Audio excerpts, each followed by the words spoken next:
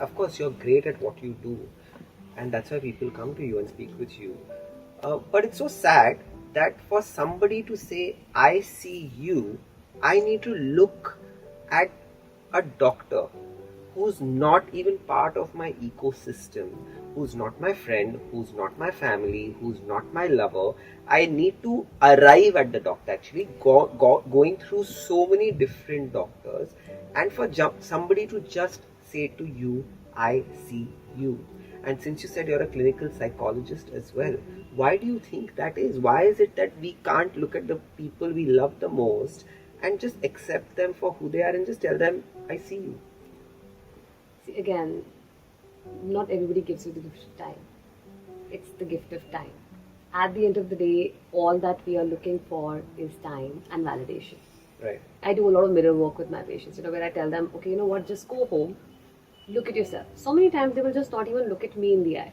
Right. And it takes me 20 minutes of yapping with them and going around, okay, just look at me and tell me what your problem is. Because they'll be just looking away, looking here and there, and like a boy wanting to get hair reduction for the body. Right.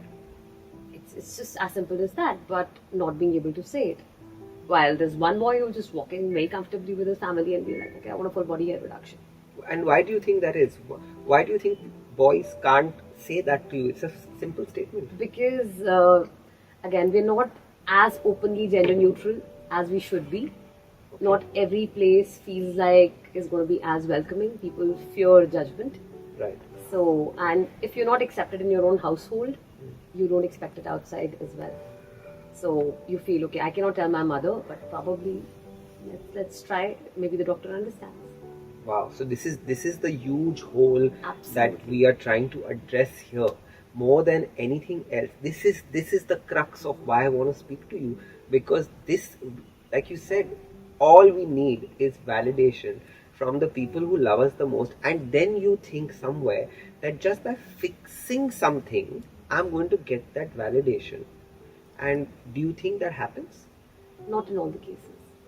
Not in all the cases. So that's what I say. That is why spending enough time is paramount. Right. Sometimes you need to tell them, go back. Because it's a wild goose chase. Every time you're going to put money into it, it's this temporary dopamine kick that you're going to get out of it.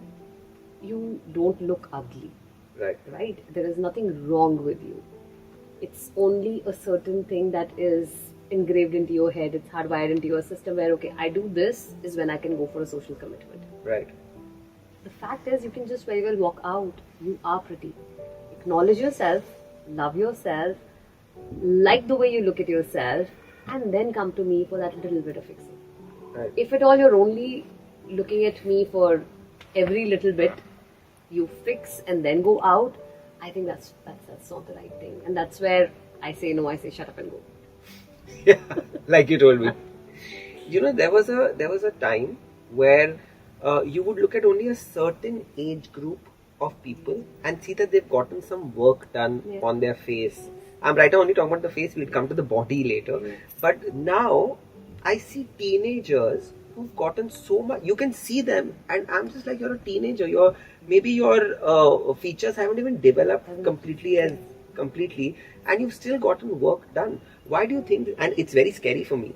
And why do you think this is happening? Why are more and more teenagers going to get work done? Again, I would say the culprit here is social media. You see it, you get influenced, the influencer culture. Right. That's how you get influenced. Right. You see it and you feel like, okay, X person has gotten it, she's my age, why can't I get it? Then you bully your parents into it, you harrow them, probably you reach a certain therapist, so usually a trained doctor would always decline. Right.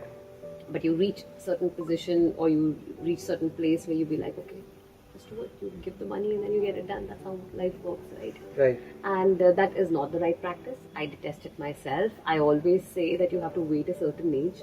If at all, I would say, okay, you are an aspiring actor. You are an aspiring actress. You want to look a certain way for the camera. You have a receding hairline.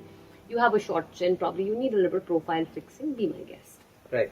That can be a game changer because that's how you will face the camera for the first time. Right. But if your life does not depend upon it, please wait. Right. please wait. You know, it's like we all do not need to look the same.